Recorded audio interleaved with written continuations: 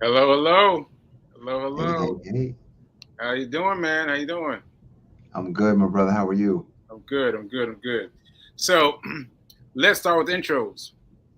I'm Sekouwrites, as you guys know. Welcome to Get Rich 101. I'm a survivor.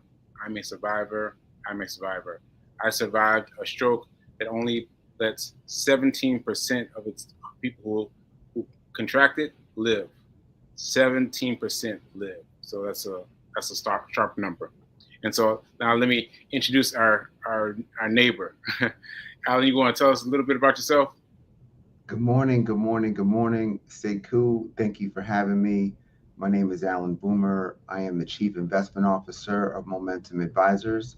We're one of the largest Black-owned wealth management firms in the country, based in New York City, clients all over the country. All right, all right. Now you guys know if you've been watching the show, you know that I've had him on the show before, and I was stunned. I was amazed by what he said, and I had to get him back on. I had to get him back on because I took him up on his offer to call and get a consulting, and so I got a consulting break with him. I talked to Allan and one of his coworkers, and his coworker was asking me these tough questions. These tough questions. I was like, ugh, uh, ouch, ouch. I was answering his question, and then Alan came through with the announcement. So I'm gonna let him tell you what the announcement, what the idea was, because I have not told anyone. I have not told anyone. I ain't even told my fiance. So we're gonna let him get him with a drum roll and let him tell us what his suggestion is. Let's go.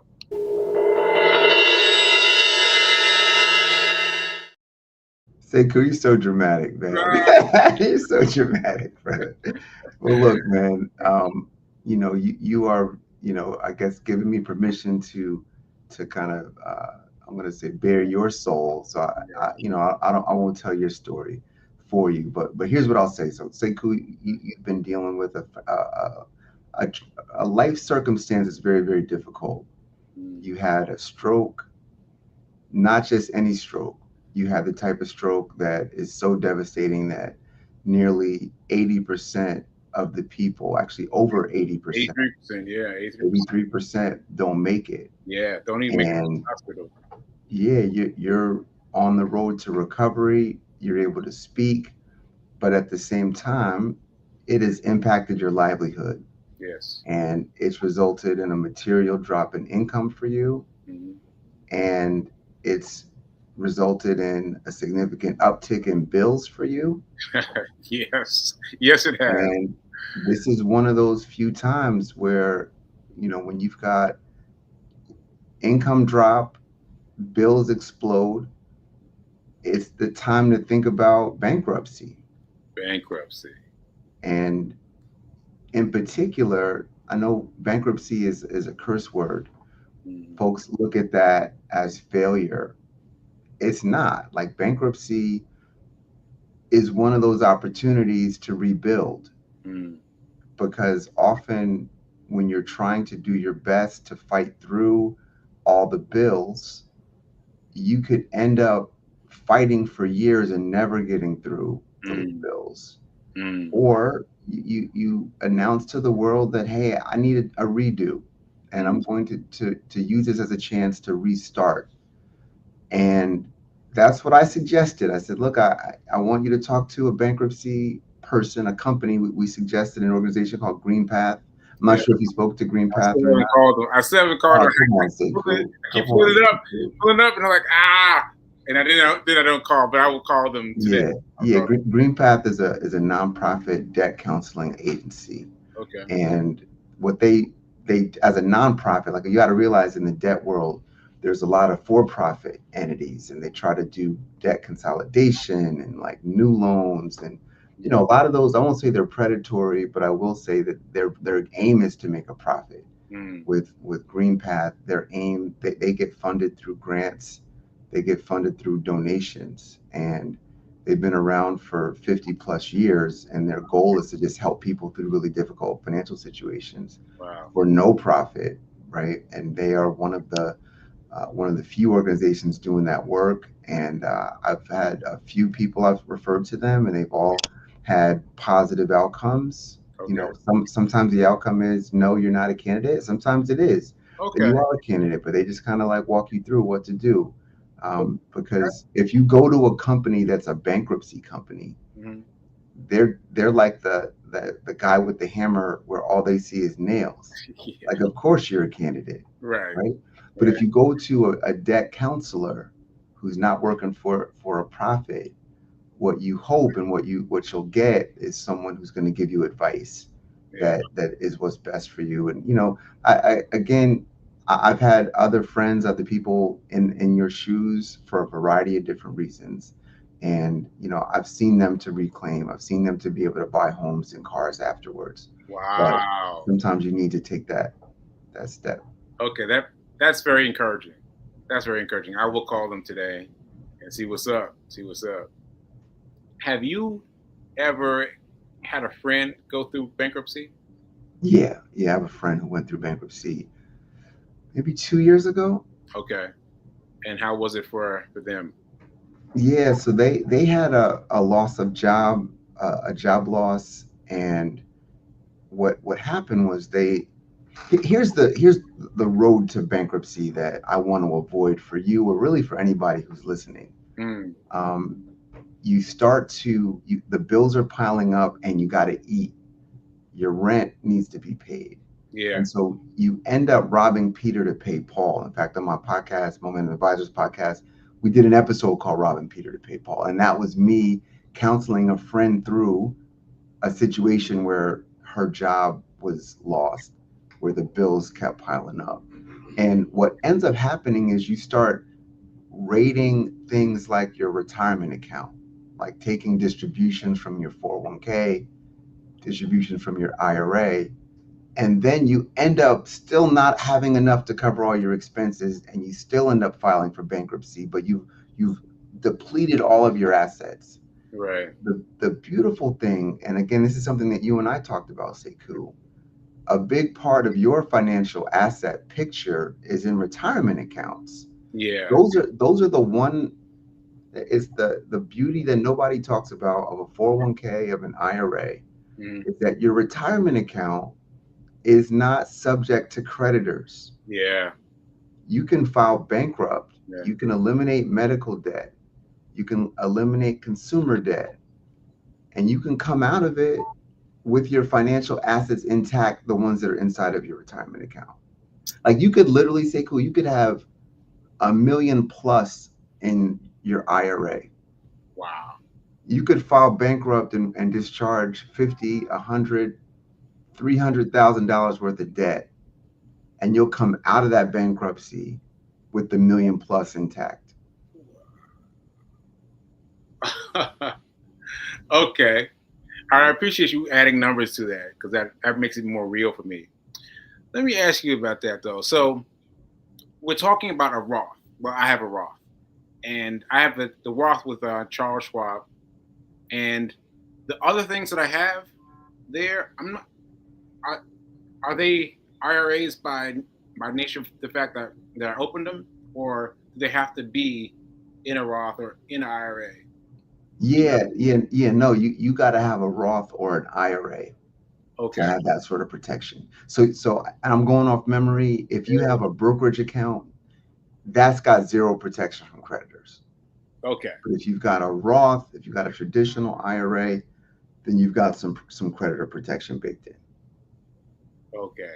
Now there may be, look, I'm not an expert on bankruptcy, that there may be some sort of a look back period where if you start putting all your cash into the IRA and then go file, they may be I like, was about wait, to ask. wait. I was about to ask.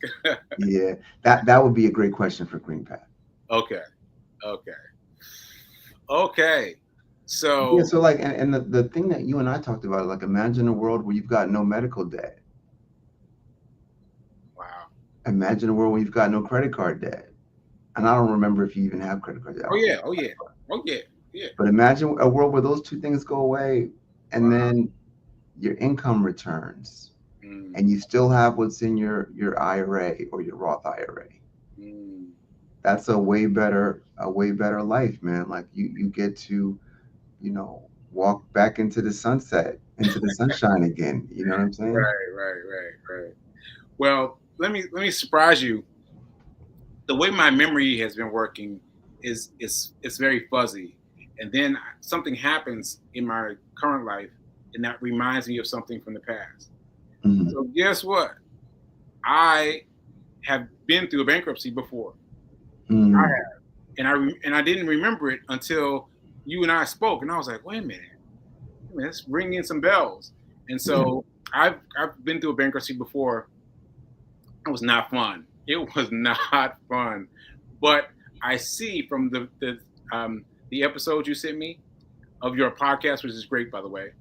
And I was I hmm, I just let me see how I want to say it. Like like um, I just felt like it's much more options. It's much more options. Like when I went through it before, my memory is a bit hazy, but Mhm. I I remember going through the process, and I remember I couldn't have a credit card, and that was terrible. Checking into a hotel was terrible. I had to use a Mhm. debit card, and they took extra money off. That was terrible. Um, but now, with the different options you sent me, there seem to be, well, maybe it's just my awareness. There seem to be more types of bankruptcy. There's Chapter 7, Chapter 11. There's Mhm. like different types of of uh, of, of bankruptcy. So I just want to know, like, what.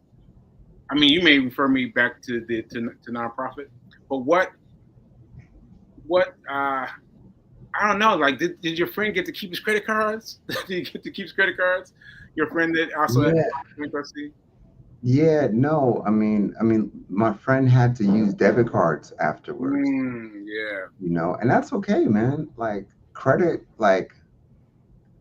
credit cards are like they're from the devil, man. Like just say it like that.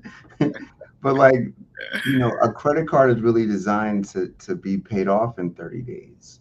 It's designed to just be like a little bridge until you get paid. Like a Right. credit card is not something you're supposed to live on. Like we get tricked into trying to accumulate points and get all sorts of perks from our credit cards. Right. But in reality, like you shouldn't be using a credit card anyway. Right. That Like I reminds don't me. I don't use a credit card personally unless I'm in a cash flow bind. And then the first thing I'm trying to do when I start making money again or when I have access to the cash is I pay it off Wow. because credit card interest rates, they're 20, 30, 40%. Man, you cannot build any wealth while you're still paying that type of interest because there's no way to make 30, 40% guaranteed return. Right. And so, yeah, you don't want a credit card. Like, her biggest thing was, so and I'm going off memory. She had some retirement assets. She had some not really medical debt. She had a bunch of consumer debt from personal loans and credit cards and loans that she had actually taken out from individuals. And she had to like lump them all together, and the creditors had a chance to all come together and say, look, well, hey, can you give me this, can I get that? And ultimately the bankruptcy court ruled, and a lot of those debts went away, but she did have to turn in her car. Like she had a car at the time, Wow. and she had to turn in the car, but within a few weeks she was able to get another car. Like after the bankruptcy, Really? she went without a car for a little while, don't get me wrong. Okay. And then she was able to get another car like the same year, like not Wow. even like years later. Wow. Okay. So it might be how I handled it. It might be how I handled it. Yeah. Being of a certain age and having a bankruptcy. And I just I wonder I wonder if huh I don't know. I'm so caught up in all these things that we're talking about that that my mind is in a few different directions. But I guess I want to know, like,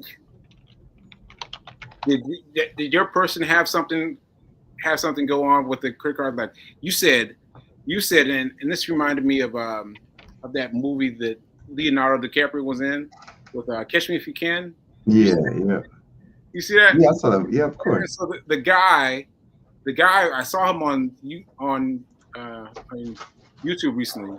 He was talking about how he let his sons go to school, did not let them have a credit card, did not let them have a credit card. And I was like, what? And so what he would do is he gave them a credit card, but he kept the bill. So he would pay it off every 30 days, every 30 days. And that's how he kept their credit clean for the next generation. You know, I thought that was amazing. You know? Yeah. I mean, my thing is like, I don't want my kids ever using credit cards. Wow. Wow.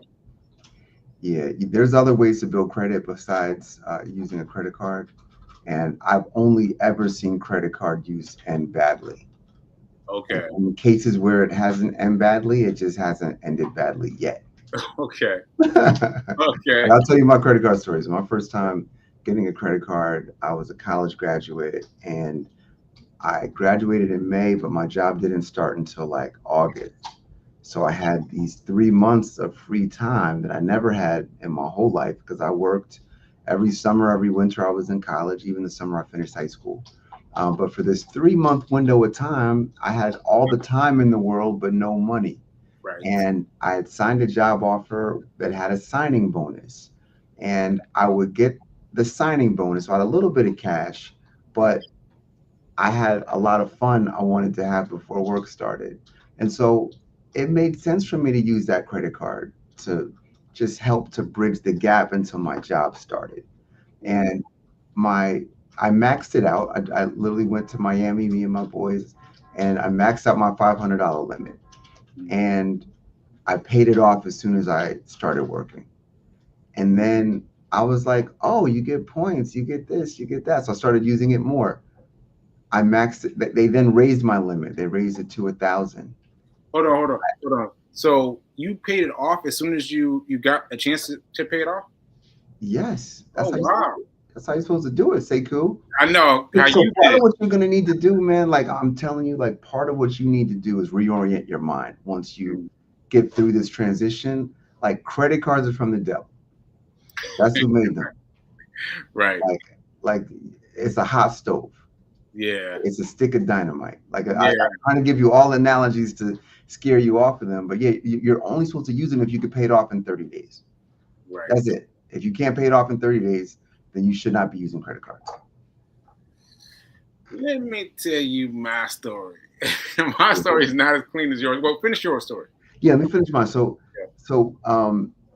as I was working, I wound up where they would give me more and more credit, and every time they gave me more and more credit, I would also end up maxing it out. And the limit on that card started at 500. Today, that credit card has a $30,000 limit. 30,000, and there have been multiple times in my life where I've had it maxed out completely. Wow. Yeah. And you were able to pay that off? Yeah, over time. But I'm saying it's a slippery slope, my brother. It's a slippery slope. Like they're giving you, they're getting you addicted to something. Yeah. And the thing that they're getting you addicted to is being able to spend money you don't have. Yes. And the more they get you addicted, the more they give you access to it, the more you get yourself in trouble. And so like if you go through this process, you will get a chance to get credit again. But you want to be super mindful not to be using money that you don't have. Okay. Well, my story is very brief. It's very brief. But I was walking across campus at Morehouse College, and there was a pizza table. I was like, how much is the pizza? They were like, it's free. I was like, it's free pizza? So I started eating pizza. They're like, you can get all the pizza you want if you fill out this card. And I was like, all the pizza I want? And I filled it out, and they sent me a card, and I got my card. And I was like, I can get all the pizza I want. And then they got me caught on this pizza. And then I was like, wait a minute now. After a while, I was like, wait a minute now. But after I put away lots of pizza, I got in trouble with it. Yeah. So that was my brief story. Yeah, I got rid of that card after a while, and did some better habits, but not originally. Yeah, that's funny, man. That look, you do know at this age there's no free lunch out here.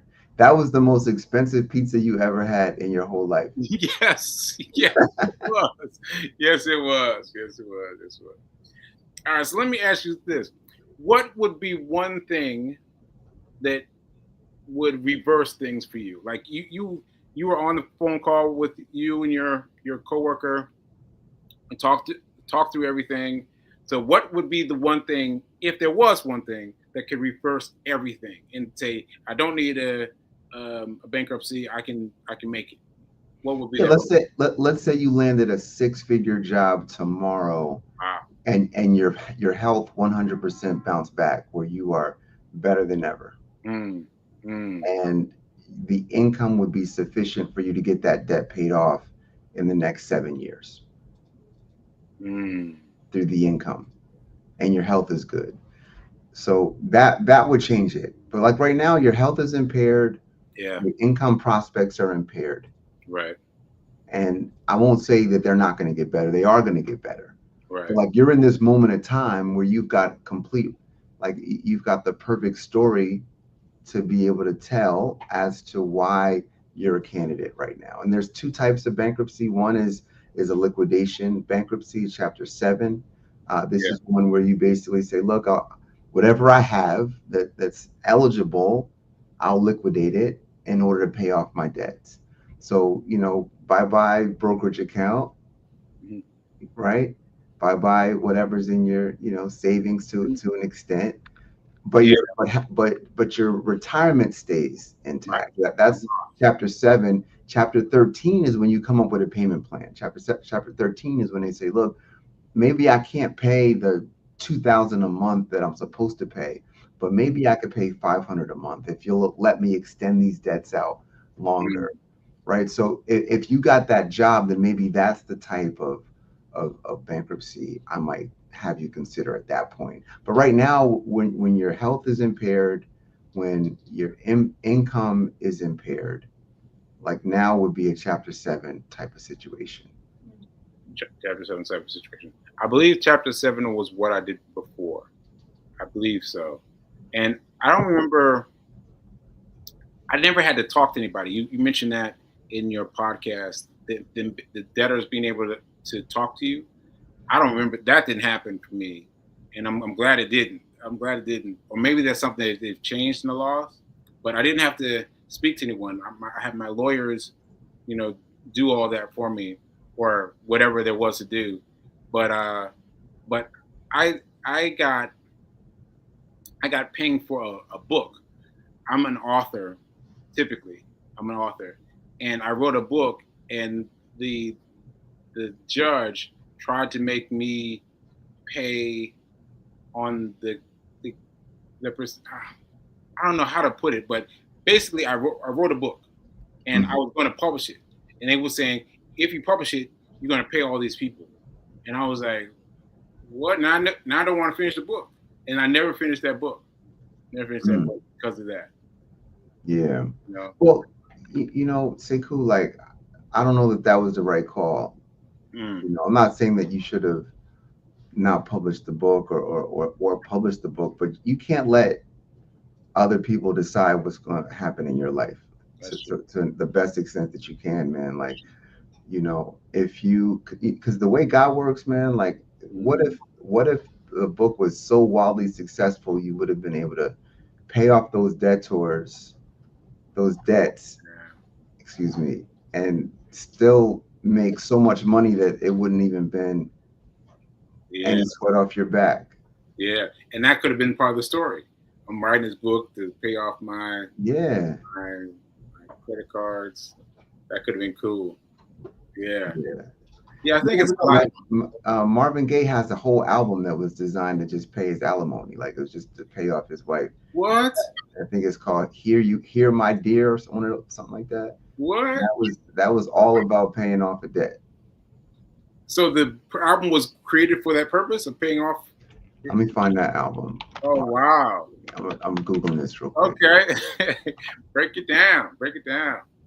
It's called "Hear My Dear" 1978. Okay. I'm gonna see some of the songs on here. Let's see. I don't know all of these songs, but he wrote these songs to pay off a debt. Wow. And so that was the purpose of him, to pay off this debt. I mean, I'm sure he was writing the song for, creative purposes. Yeah. Yeah.